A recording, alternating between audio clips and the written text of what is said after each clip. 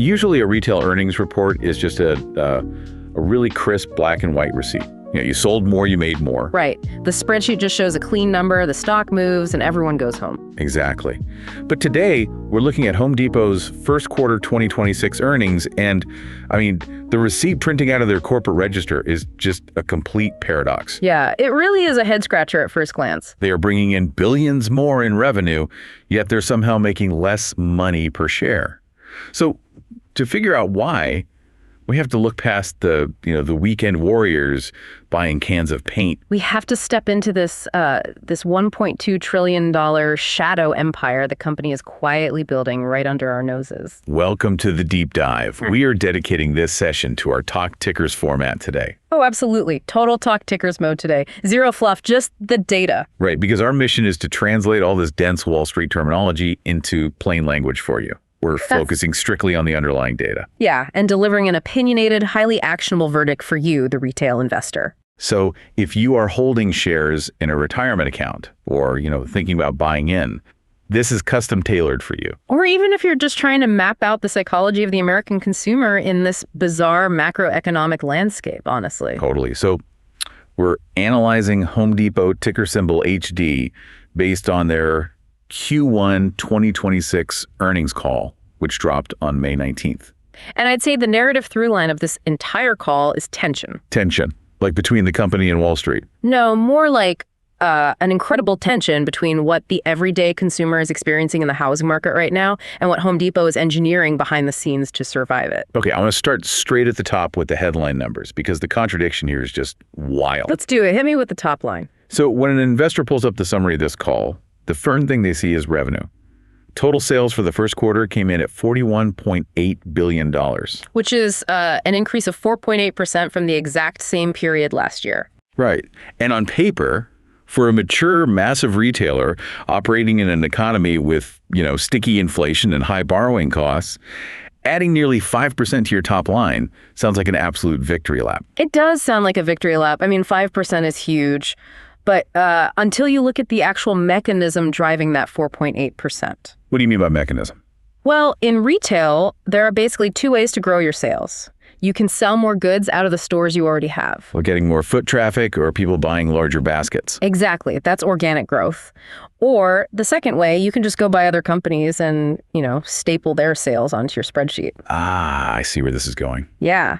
So to separate organic growth from acquired growth, analysts rely on a metric called comparable sales, or comps. Right, which measures the revenue strictly generated by stores that have been open for at least a year, right? Correct. And when you filter out all that noise and look only at the comparable sales, well, the victory lap comes to a screeching halt. Yeah, I'm looking at the comps right now, and globally, comparable sales were barely positive. We are talking 0.6%.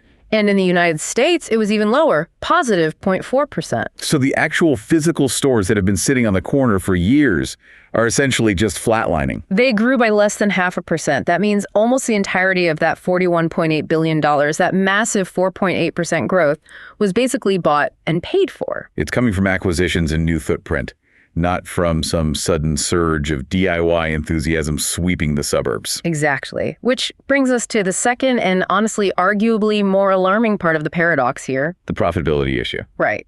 While revenue was up nearly 5%, profitability went in the exact opposite direction. Yeah, the adjusted diluted earnings per share. So the actual profit generated for each individual share of stock you own, it dropped. It fell to $3.43 in Q1 of 2026. Which is a 3.7% decrease from the $3.56 they posted a year prior.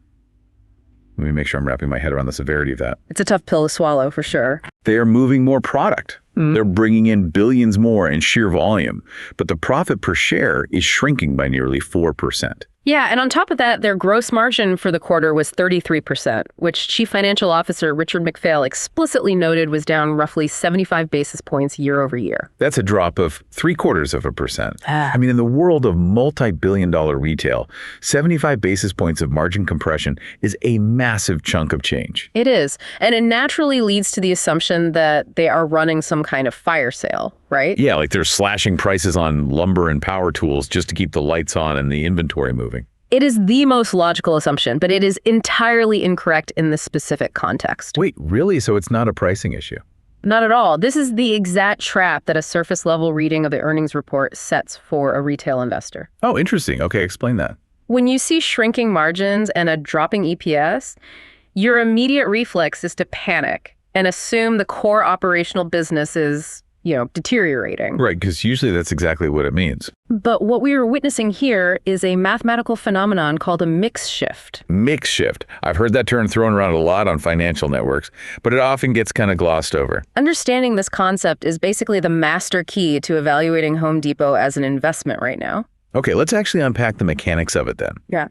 How does a mix shift explain a company growing its revenue but shrinking its margins without running a clearance sale? Think about a business as a collection of different profit streams.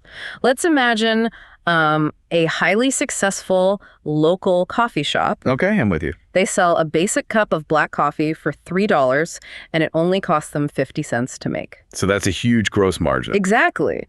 Now imagine they decide to expand their business by buying a massive Regis bakery that supplies bread to grocery stores. Okay, a bread wholesale business. Right. The bakery brings in a ton of revenue because it's selling thousands of loaves of bread a day. But the margin on wholesale bread is incredibly thin. Because it's B2B and highly competitive. Exactly. Maybe they only make a 10% profit on each loaf. So when the coffee shop owner combines the books at the end of the year, their total revenue has skyrocketed because of all the bread sales. Yep.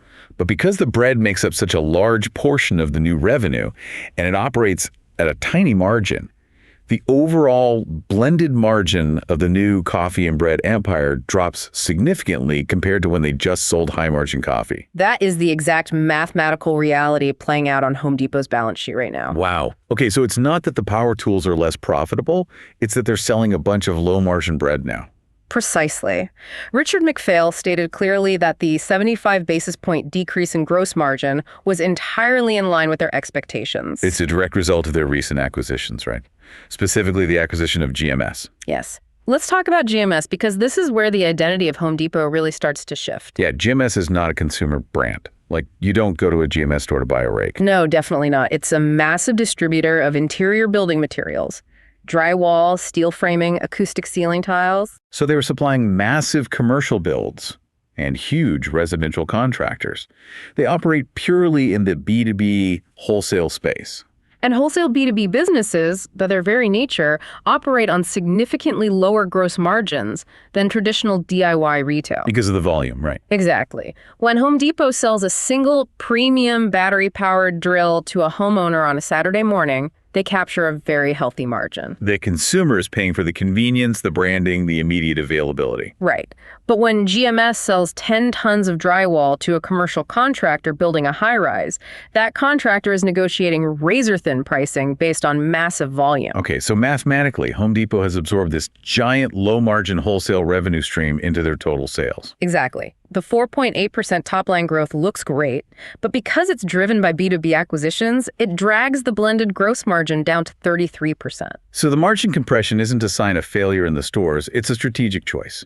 They're intentionally buying lower-margin businesses to capture more market share. It is a feature, not a bug. They modeled this out entirely. That completely flips the script on the earnings report. And there's another layer to this mathematical hit on profitability that McPhail highlighted, which analysts look at closely. What's that? When you acquire giant companies like GMS or SRS, you have to account for it according to very strict rules. McPhail pointed out that in this quarter alone, they recorded $171 million in pre-tax intangible asset amortization. Pre-tax intangible asset amortization. I mean, that sounds like a phrase designed specifically to put people to sleep. It really does. Let's demystify that for the Talk Tickers audience.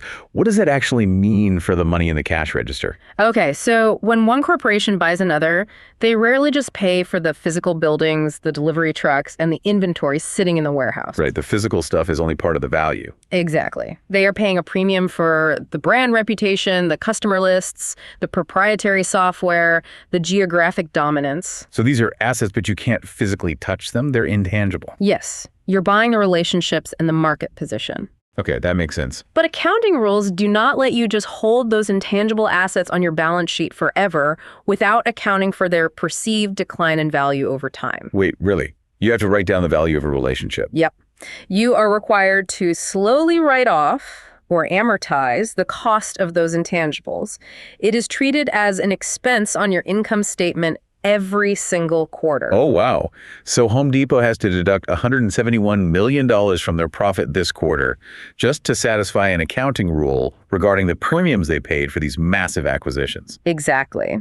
But the critical distinction is that no one is actually writing a $171 million check this quarter. It's just a paper expense. Yes. It makes the profit look smaller to the IRS and to investors looking at the raw EPS, but it doesn't affect the actual cash flow the business generated from selling hammers and drywall over the last 90 days. Which is exactly why McPhail made a point to focus analysts on the adjusted operating margin rather than just the raw EPS. Right. Because if you exclude that $171 million paper expense, Home Depot's adjusted operating margin still sits at a very robust 12.3%. It is down slightly from 13.2% the previous year again, due to that wholesale bread and coffee mix shift, but maintaining a 12.3% operating margin while radically transforming the scale and structure of your business. I mean, that's a sign of extreme operational discipline. Totally. This reframes the entire first impression of the earnings call. So the EPS dropped, and the gross margin compressed, not because the orange apron stores are failing to sell goods, but because the corporate entity is swallowing B2B giants that fundamentally alter the math of their income statement.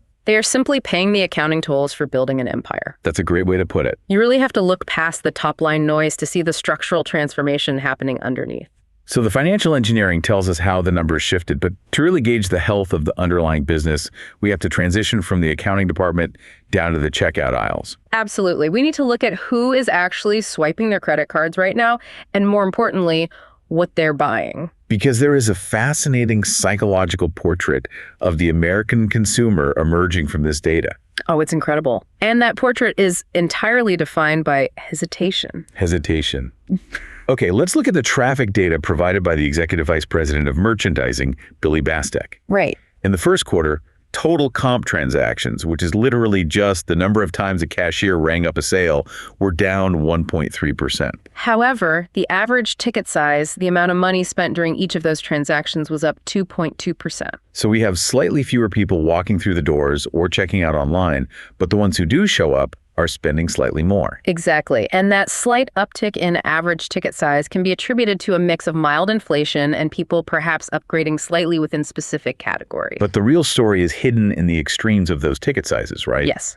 The metric that screams the loudest to me is their big ticket performance. They define a big ticket comp transaction as any purchase over $1,000. And for a home improvement retailer, this is the holy grail. This is the lifeblood of massive organic growth. But in Q1, big ticket transactions barely grew at all. They were up only 0.8%. Which is statistically flat. And Wall Street definitely noticed. Oh, they always do. Yeah. During the Q&A session, an analyst from Truist, Scott Ciccarelli, zeroed in on this exact phenomenon. Yeah, he observed that while many individual aisles and categories were posting positive comps, the big ticket project bucket seemed to be the primary anchor weighing the whole store down. He asked if management had a way to quantify how much of Home Depot's total business is exposed to these massive projects. And I found CEO Ted Decker's answer to this incredibly revealing, not just for the numbers, but for the methodology. Yeah, he didn't just give a flat percentage, did he? No. He explained that they track project health not just by the total dollar amount at the register, but by analyzing the breadth of departments represented in a single shopping cart. That's a brilliant way to measure consumer ambition.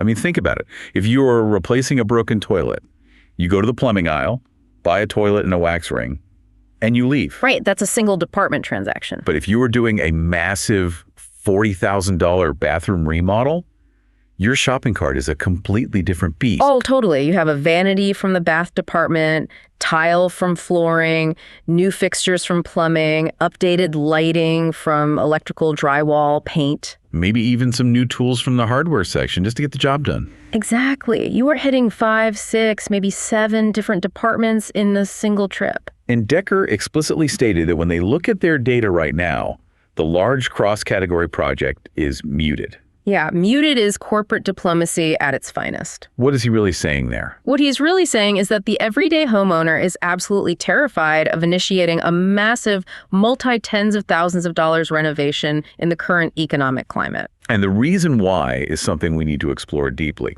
because it dictates everything about the retail side of this business.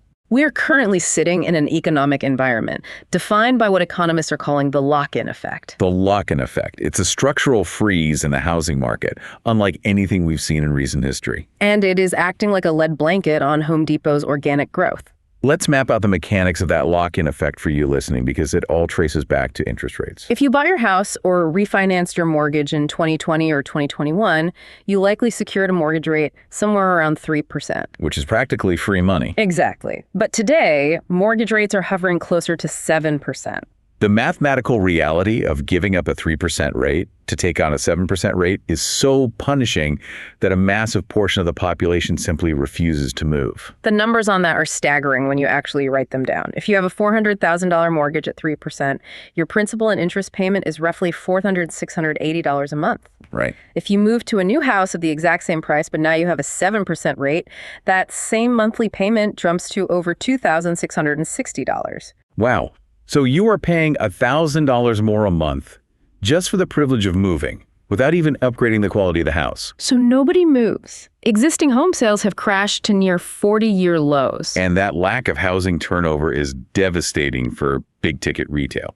Because when people buy a new home, they typically spend a disproportionate amount of money in the first 12 months making it their own. Yeah, they rip out the carpets, they gut the kitchen, they build a deck. Moving is the ultimate catalyst for the large cross-category projects Decker was talking about. But because housing turnover has stalled, that entire engine of retail growth has just been shut off. You would think that if people are trapped in their current homes, they would at least decide to remodel the house they are stuck in, right? You'd think so, but another analyst, Seth Sigman from Barclays, brought up a secondary issue that blocks even that avenue. What did he point out? He pointed out that the avenues to finance a major remodel on an existing home are also incredibly constrained right now. He specifically mentioned that home equity lines of credit, or AELOs, seem to have plateaued. Right, because historically, if you wanted to build a $50,000 addition onto your house, you didn't pay in cash. You took out a 8 ELO-C, borrowing against the equity you had built up in the property. But AELO-C rates are tied to the prime rate, which is heavily influenced by the Federal Reserve. Exactly. And with the Fed holding rates high to combat inflation, borrowing against your own home has become prohibitively expensive. So you can't afford to move, and you can't afford to borrow money to remodel the home you're already in. So as a consumer, what do? You don't just stop caring about your living space. You adapt. Yes. And we see this adaptation perfectly reflected in Billy Bastek's merchandising report. Consumers are pivoting from transformational renovations to what we could call targeted upkeep. They can't afford the $50,000 kitchen, but they still want to feel like they're improving their environment. Bastek highlighted this shift in consumer behavior by pointing to the specific categories that actually posted strong numbers. Like what? He noted significant strength in DIY across live goods, which means plants, shrubs, and gardening supplies. Okay, that makes sense. He also pointed out outdoor power equipment, patio furniture, grills, and outdoor storage. People are optimizing their immediate outdoor living space because they know they're going to be staring at it for the foreseeable future. The weekend warrior hasn't died. They've just downsized their ambitions. Right. Instead of knocking down a wall to create an open concept living room, they're planting a massive garden and buying a new Weber grill. The tool sales really underscore this too. Bastek mentioned that their power categories actually posted a first quarter record for sales. Really? A record? Yep, specifically led by portable power. Consumers are aggressively buying into the battery ecosystems, the 18-volt and 20-volt platforms from brands like Milwaukee, DeWalt, Makita, and Ryobi. Ah, so they're buying cordless leaf blowers, string trimmers, and impact drivers. Exactly. They are investing heavily in the tools required for maintenance rather than the heavy, corded equipment required for demolition and construction. This perfectly explains the traffic and ticket data we talked about earlier.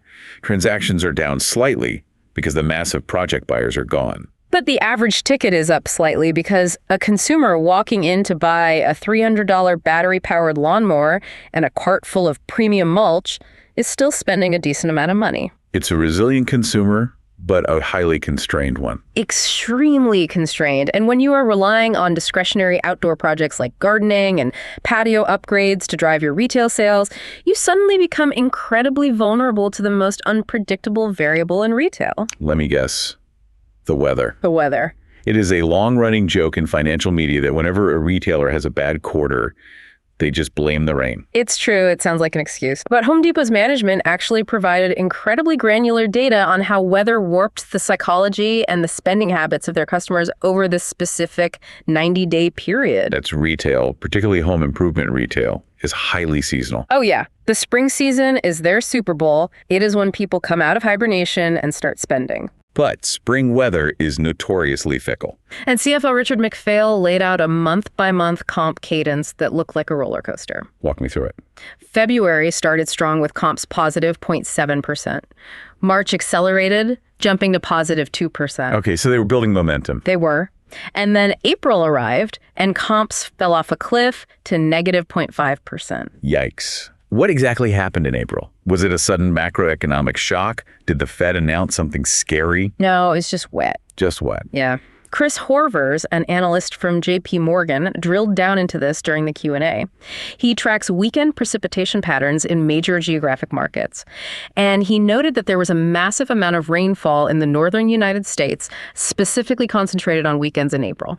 Which is the worst possible timing for Home Depot. I mean, if it rains on a Tuesday, contractors might get delayed, but the DIYer is at work anyway. Right. But if it's pouring rain on a Saturday morning in April, absolutely no one is driving to Home Depot to buy patio cushions, bags of soil, or exterior paint. The weekend DIY economy essentially just shuts down. But here is the critical insight for investors, and Horvers actually used a brilliant analogy for this. He referred to it as the bathtub effect. I love the bathtub effect analogy. Yeah. Let's explore the difference. Because when you are analyzing retail stocks, you really have to distinguish between demand that is destroyed and demand that is merely deferred. Exactly. So if you own a high-end restaurant and a massive snowstorm hits on Valentine's Day weekend, nobody comes to your restaurant. Right. And that demand is destroyed. People aren't going to come back the following weekend and eat 2 expensive dinners just to make up for it. That revenue is gone forever. But home improvement is fundamentally different. If your deck needs to be stained to protect it for the summer, or you need to replace dead shrubs in your front yard, a rainy weekend in April doesn't mean you just abandon the project forever. The demand doesn't disappear. It just sits in the bathtub. It sloshes around, accumulating, waiting for the drain to open. And the drain opens the moment the sun comes out. Billy Bastek confirmed exactly this phenomenon. He noted that as soon as the weather patterns cleared up in May, customer engagement immediately bounced right back to the strong levels they had seen in February and March. The sale wasn't lost, it was just pushed to the next fiscal month. This is a crucial lesson in temperament for the retail investor. You cannot panic and sell a stock over a single bad month of data if the underlying cause is a temporary weather anomaly deferring demand. The bathtub effect tells you the money is still there, it just hasn't reached the cash register yet. So we have a complete picture of the consumer retail side now. We have a DIY homeowner who is paralyzed by 7% mortgage rates, unable to finance massive renovations, resorting to smaller outdoor maintenance projects, and completely at the mercy of weekend rainstorms. If that was the entire story of Home Depot, the investment thesis would be pretty grim. You'd be looking at a stagnant company waiting for the Federal Reserve to save them. But this is where the narrative of this earnings call shifts dramatically. Because while the consumer is stuck, Home Depot's management is executing one of the most aggressive, multi-billion-dollar pivots in modern retail history. We need to talk about the Pro Empire. This is the true long-term thesis for the stock, isn't it? It really is. Historically, Home Depot viewed their total addressable market, the absolute maximum amount of revenue they could theoretically capture if they won every single customer, as a $700 billion opportunity. That included all the DIRs and the local contractors coming into the stores. $700 billion is a massive hunting ground. But during this call, CEO Ted Decker casually dropped a statistical bomb that completely redefines the scale of their ambition. He announced that their total addressable market has suddenly swelled to $1.2 trillion. That's a $500 billion expansion. You don't add $500 billion to your addressable market by convincing people to buy more expensive lawnmowers. Right. You do it by fundamentally altering what your company is capable of selling and who you are capable of selling it to. So how are they achieving this massive expansion? They are achieving it by aggressively moving outside the four walls of the traditional big box retail store and hunting the complex, highly specialized B2B customer. And the clearest example of this strategy in action was the announcement of the completion of the Mingledorff's acquisition. Mingledorff's. I have to admit, Before I read the transcript for this earnings call, I had absolutely no idea what a Mingledorff's was. Yeah, it sounds like a fictional company from a sitcom. It totally does. Who are they and why did Home Depot buy them? Mingledorff's is a titan in a very specific, highly lucrative industry. They are a leading wholesale distributor of heating, ventilation, and air conditioning equipment, HVAC. Okay. They serve both residential and commercial customers, primarily in the southeastern United States, operating 42 dedicated locations across 5 states. Okay, so Home Depot bought a regional distributor of air conditioners and furnaces. That's interesting, but does buying 42 locations in the South really add billions of dollars to their national total addressable market? It does when you understand the backdoor strategy they're employing. Oh, a backdoor strategy. Do tell. The HVAC distribution market as a whole is a $100 billion industry. But it is notoriously difficult to break into because it is protected by heavily guarded legacy distribution rights. Ah, right. Lauren, an analyst from Bernstein, asked a highly technical question about this during the Q&A that revealed the genius of Home Depot's play. Exactly. Let's break down how the HVAC industry actually works, because it's not like buying a television where you can just stock it on any shelf. Right. The major manufacturers of HVAC equipment brands like Carrier or Trane don't just let anyone sell their massive air conditioning units. They grant exclusive geographic distribution rights. Meaning a specific local distributor will hold the exclusive right to sell Carrier units in a particular county or state. Yes, you cannot bypass them. Home Depot can't just suddenly start stocking 4-ton commercial Carrier AC units in their stores across the country because they don't hold those localized rights. So if the original equipment market is locked down by geographic monopolies, how does Home Depot get a piece of that $100 billion pie? By focusing on the parts. The parts. While the massive equipment is strictly controlled, the millions of individual parts required to fix, maintain, and install those units are not. Oh, wow. Decker explained that they are leveraging Mingledorff's deep industry expertise, their sourcing relationships, and their specialized knowledge, and plugging it into Home Depot's massive, pre-existing national infrastructure. This is where it clicks. Think about the daily life of an HVAC technician. It's mid-July, it's 100 degrees out, and a commercial air conditioning unit on top of a restaurant breaks down. The technician diagnoses the problem and realizes they need a very specific, high-voltage blower motor. Currently, that technician might have to drive 45 miles across town to a specialized regional distributor, hoping they have the part in stock and hoping they're still open at 4:30 in the afternoon. It's incredibly inefficient. So Home Depot's vision is to build a robust national parts distribution network.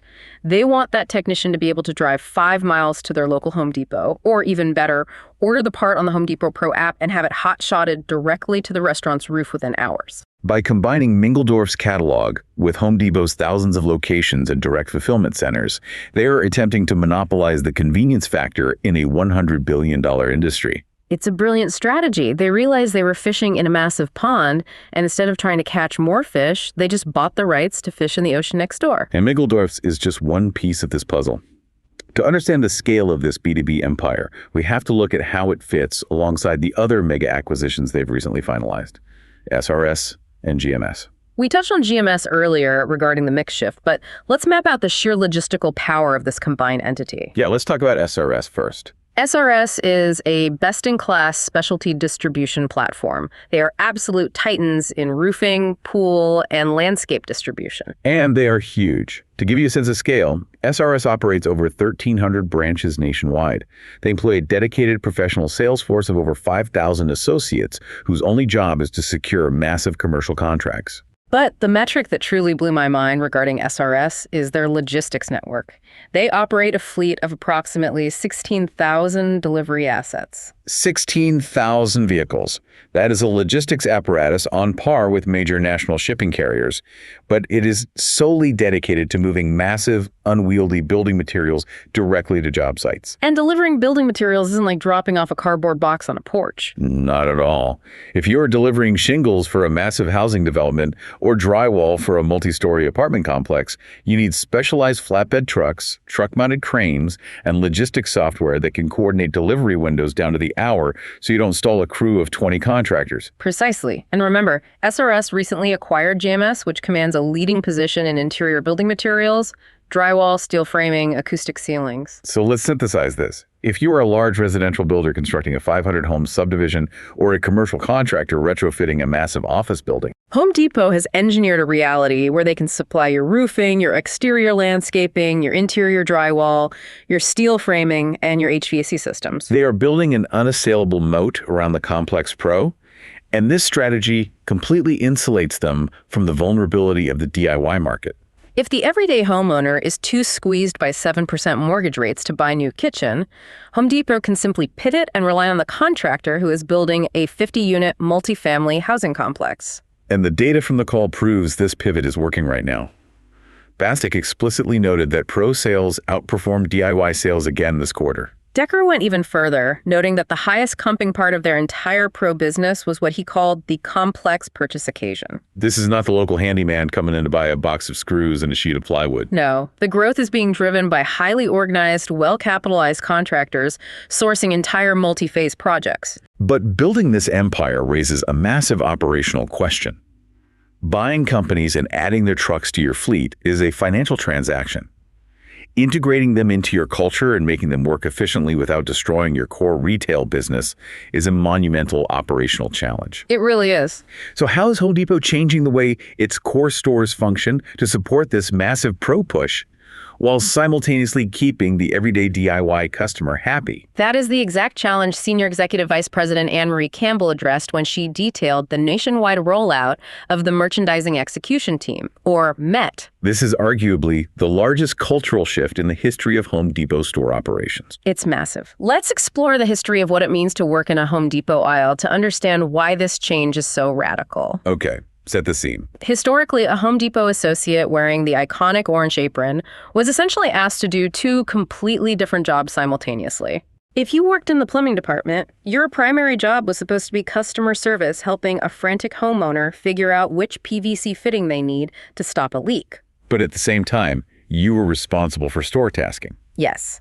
You had to unload incoming pallets, restock the shelves, build the promotional end cap displays, and ensure inventory counts were accurate. It creates an impossible tension.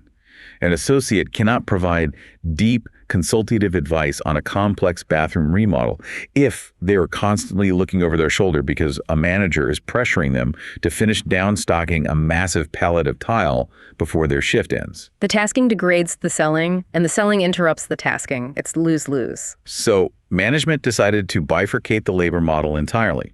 They are stripping all the physical store, tasking the heavy lifting, the stocking, the merchandising resets away from the orange apron associate and handing it to a dedicated specialized merchandising execution team. The MET associates are inventory specialists. Their only metric for success is ensuring the right product is in the right place at the right time. Which frees up the traditional orange apron associates to become pure sales and customer loyalty specialists. Exactly. They can spend 20 uninterrupted minutes walking a contractor or a homeowner through a project without worrying about the boxes sitting in the aisle. They've already rolled the specialized labor model out to over 1,000 stores, and they intend to complete the transition across the entire network by the end of fiscal 2026. But does it actually work? Right. Because changing culture is hard. Did they provide any data to prove this bifurcation is driving results?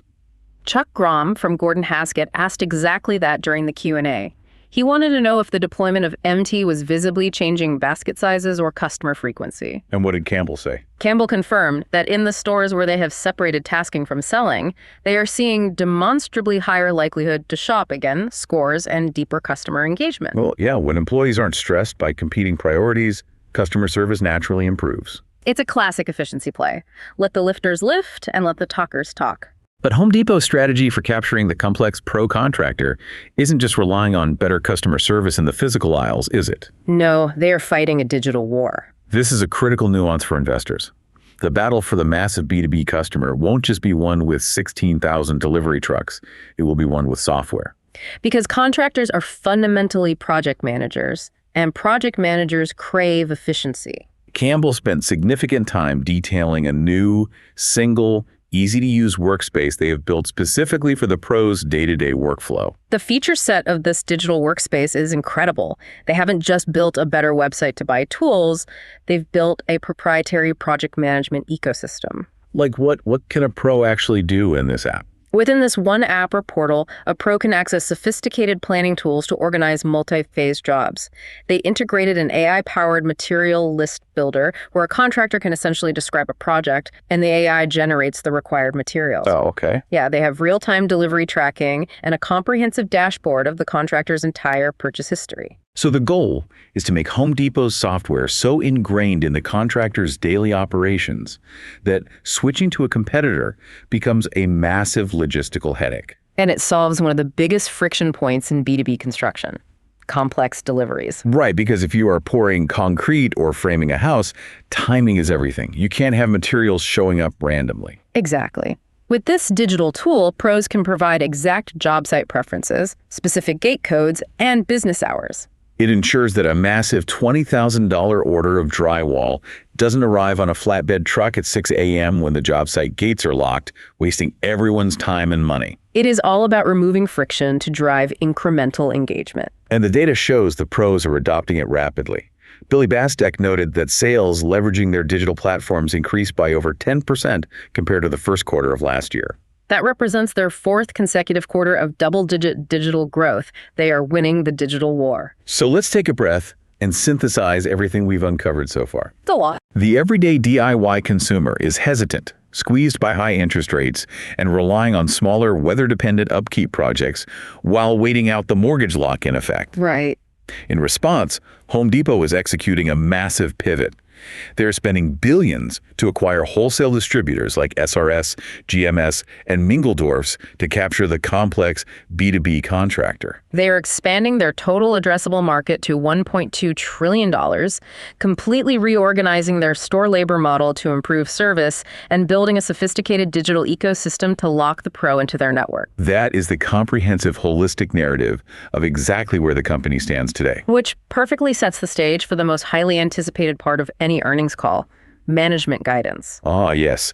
Now that we understand the extreme headwinds they are facing in the B2B strategy they're deploying, we have to look at what management is actually promising investors for the rest of fiscal 2026. This is where the rubber meets the road. And honestly, this is the part of the transcript where I found myself raising a skeptical eyebrow. Why is that? Because despite everything we just talked about, the macro volatility, the sticky inflation, the 7% mortgage rates paralyzing the housing market, management confidently reaffirmed their financial guidance for the entire year. They didn't back down an inch. Let's lay out the precise numbers they are promising.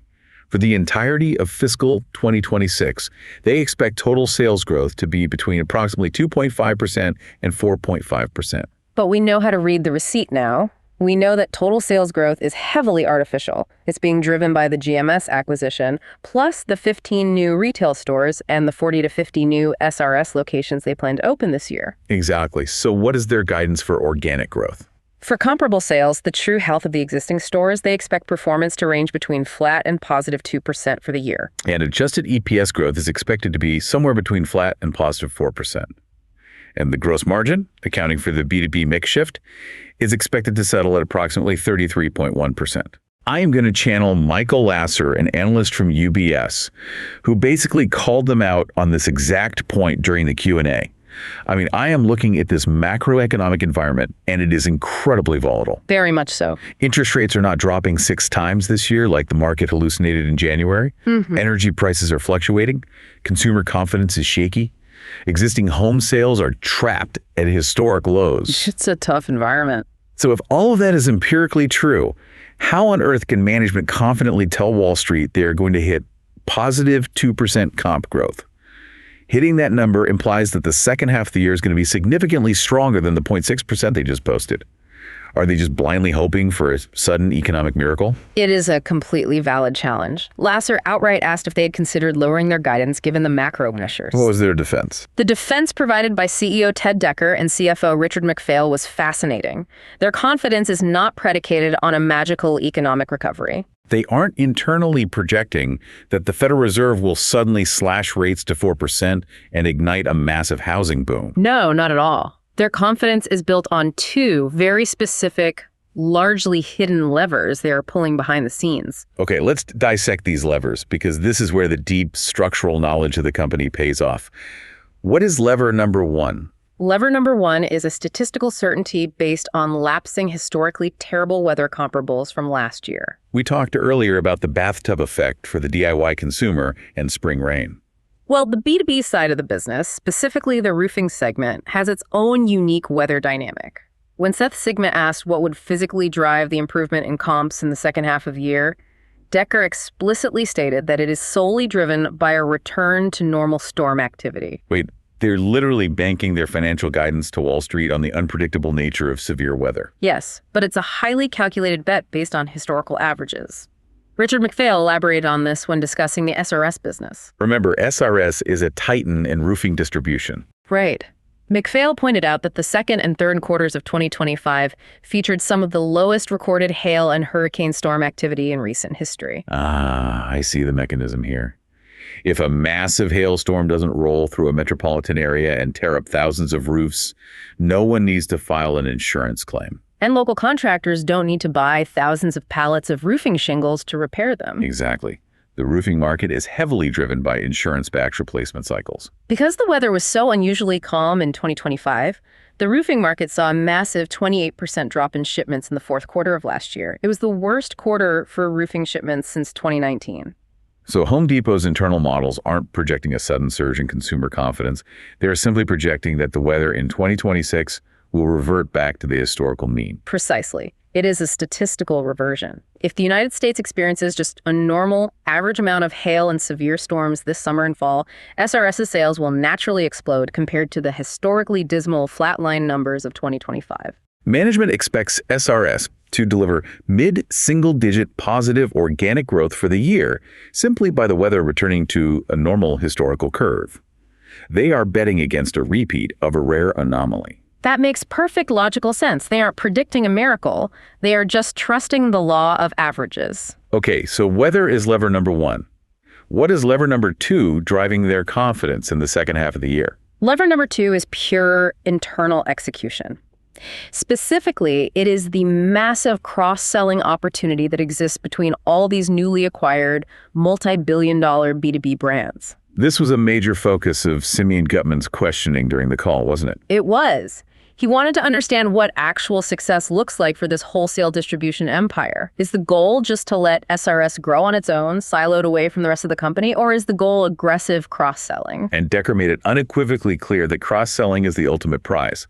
They didn't spend billions just to own a portfolio of independent companies. They want a fully integrated, synergistic empire. Right.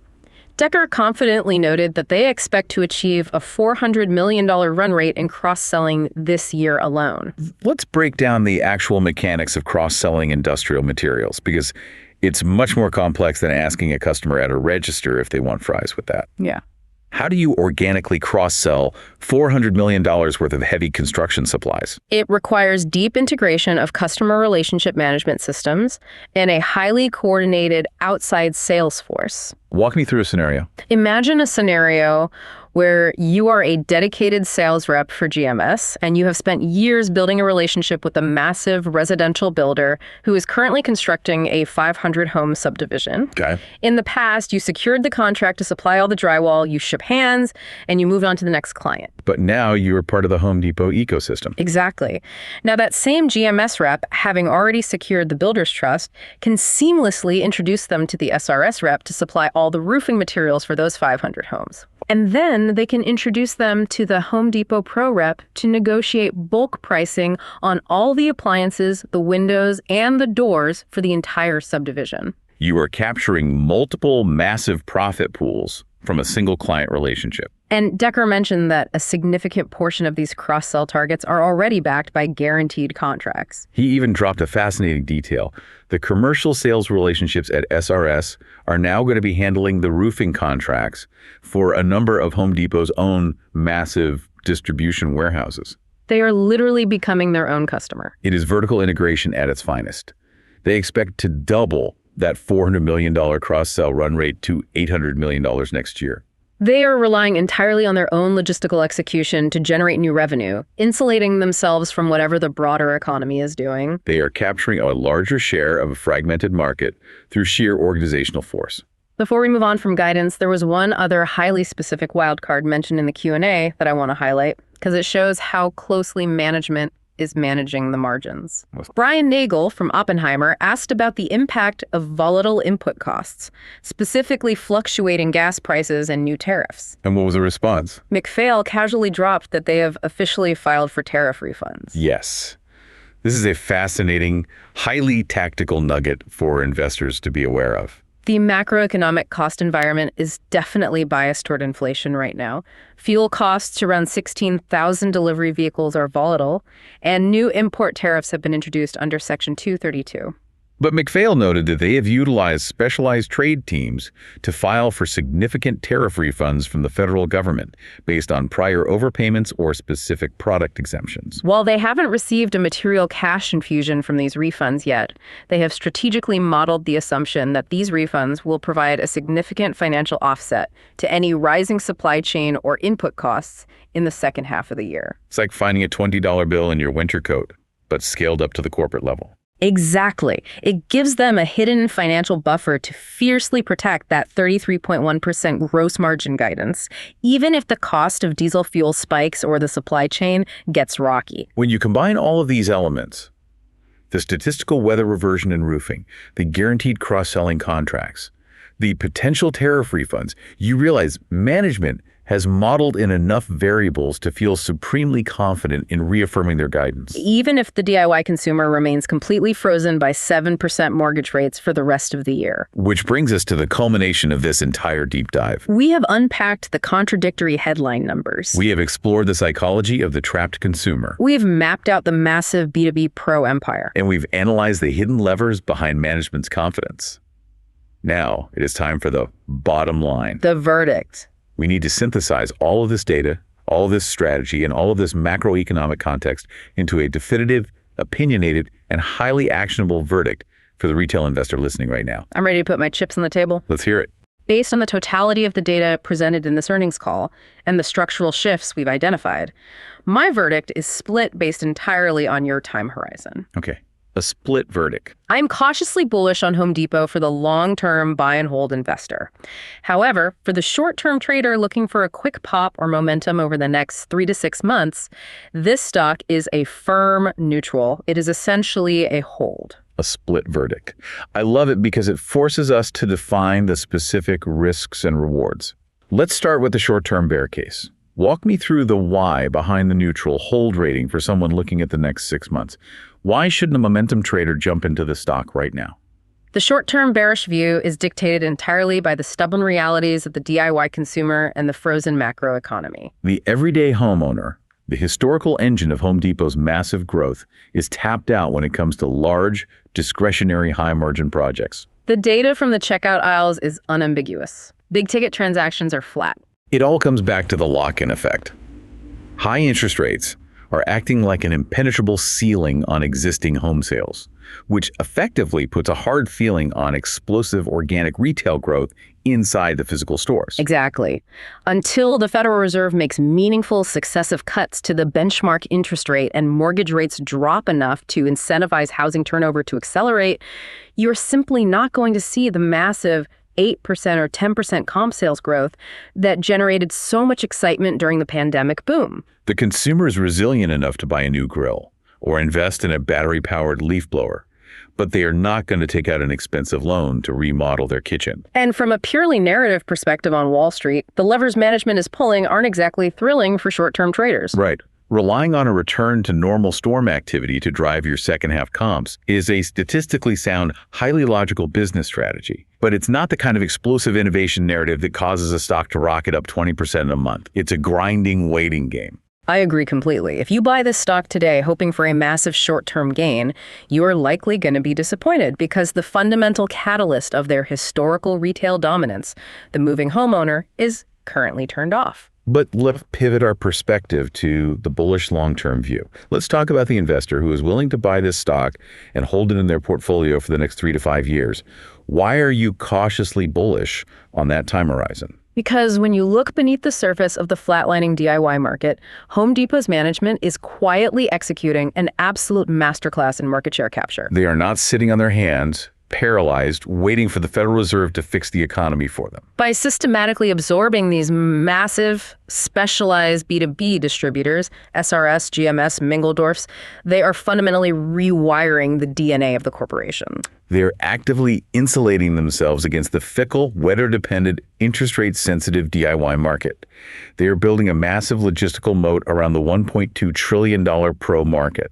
Exactly. They are aggressively gaining market share in a highly fragmented $100 billion specialized industries. Think about the strategic long-term advantage of being the only unified entity in North America that can supply a massive commercial builder with their structural lumber, their interior drywall, their roofing systems, their HVAC parts, and their finishing appliances. All tracked through a single proprietary digital workspace and delivered by a dedicated fleet of 16,000 specialized vehicles. It creates an unassailable logistical advantage that smaller regional competitors simply cannot match. And we haven't even touched on the ultimate financial weapon they're deploying to capture and lock in those pro customers: trade credit. This was brought up by Chuck Grom in the Q&A, and to me, this is the most powerful long-term catalyst buried in the entire transcript.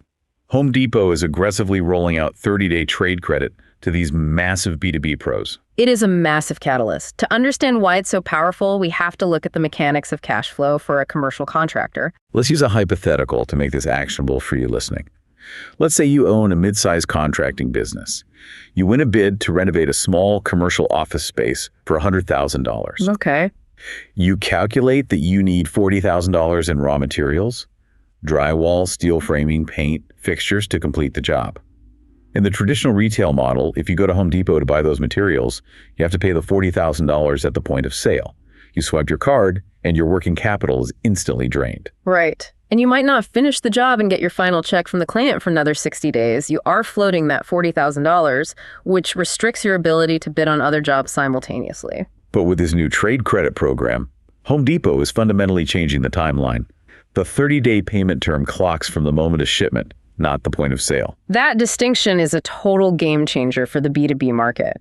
It gives the contractor a distinct, measurable competitive advantage in managing their own working capital. They can order the $40,000 in materials through the Home Depot Pro digital workspace. Home Depot delivers the materials to the job site. The contractor spends the next 3 weeks installing them, finishes the job, gets paid the $100,000 by their client, and then pays Home Depot the original $40,000. They are essentially using Home Depot as a zero-interest short-term bank to fund their projects. That creates an incredibly sticky ecosystem. A pro is going to purposefully route all of their complex, high-volume purchases through Home Depot just to access that specific credit facility. It locks in loyalty far better than any marketing campaign ever could. It's brilliant. So the long-term thesis is clear. You have a company that is aggressively capturing the massive B2B market, successfully expanding its total addressable market to $1.2 trillion, and driving deep structural loyalty with the highest spending customers in the industry through logistics and financial engineering. And the best part for the long-term investor is that while you patiently wait for the housing market to unfreeze, the company is literally paying you to hold the stock. Yes, the dividend. Richard McPhail noted they paid out $2.3 billion in dividends to shareholders just in the first quarter alone. And they're operating with a return on invested capital of over 25%. They are highly efficient allocators of capital. So you collect a healthy, reliable dividend while management builds an unstoppable B2B distribution empire in the background. And then eventually the macroeconomic environment has to shift. It is inevitable. Interest rates will eventually come down, and more importantly, the millions of people currently sitting on those 3% mortgages will eventually be forced to move due to unavoidable life events, new jobs in different cities, marriages, having more kids, retiring, and downsizing. The lock-in effect cannot last forever. Demographics always win. And when that housing turnover finally unlocks, Home Depot is going to experience a massive, unprecedented coiled spring effect. Precisely. When the market unfreezes, Home Depot will already have their dominant B2B empire firing on all cylinders, capturing the massive commercial build. And suddenly the DIY consumer will flood back into the physical retail stores, flush with cash from selling their homes, ready to initiate those $50,000 cross-category kitchen remodels. Home Depot is systematically setting themselves up to absolutely dominate the next economic cycle, regardless of when it arrives. That is why it is a highly compelling long-term hold. So when we step back and look at the entire picture, what does this all mean? It means the Home Depot of 2026 is a fundamentally different beast than the Home Depot of 2016. The extreme transformation happening right under the everyday consumer's nose is breathtaking. They are literally taking the cash generated by selling you bags of potting soil and battery-powered leaf blowers and using it to buy the massive logistical networks that supply the steel framing for commercial skyscrapers. It is a remarkable, aggressive evolution. They're transforming from a massive retail giant into a sophisticated logistical, financial, and distribution powerhouse. And that brings us to the end of our deep dive. We've untangled the mix shifts, we've analyzed the lock-in effect, and we've mapped out the $1.2 trillion B2B strategy. But before we sign off, I want to leave you, the listener, with a final provocative thought to mull over. Something that builds on everything we've discussed today, but looks even further into the future. We've spent the last hour detailing exactly how Home Depot is spending billions upon billions of dollars to acquire highly specialized distributors like Mingledorff's and SRS. We've seen how they are completely reorganizing their internal store labor models, pulling associates off tasking, and building bespoke software ecosystems entirely to serve the complex, high-spending professional contractor. So as management pivots their focus, their logistics, and their massive capital reserves so heavily toward winning the pro, the ultimate question is, are we witnessing the quiet end of the traditional DIY era as Home Depot's primary engine of identity and growth? It's a great question. For 45 years, this iconic company was built on the back of the weekend warrior. It was built for the homeowner with a project and a dream. But if they successfully conquer this $1.2 trillion B2B market, does the everyday homeowner walking in for a single can of paint eventually become a secondary priority? Does the familiar, brightly lit retail store eventually just become a showroom attached to a massive, automated wholesale logistics hub? It is a profound, almost philosophical question about the future identity of one of America's most recognizable brands. If the cold, hard math of the spreadsheet dictates that the real, sustainable money is in supplying massive commercial roofing and HVAC fleets, how long until the culture of the orange apron is tailored entirely for the contractor, leaving the weekend warrior to figure it out on their own? And as an investor, you have to decide if you believe that specific evolution will lead to higher margins and unstoppable dominance, or if abandoning the core cultural identity of the DIYer is a long-term risk too far. We started the session talking about diagnostic muddy waters, about how the corporate register was printing out a receipt that was telling two completely different stories. Well, now you have the tools to read both receipts clearly. You know exactly what's artificially driving the top line, what's mathematically compressing the margins, and the massive B2B empire being built behind the scenes while the housing market sleeps. Knowledge is only valuable when it is understood and applied. Thank you for joining us for this specialized Talk Tickers deep dive. Keep questioning the headlines, keep digging into the data, and we will see you on the next deep dive.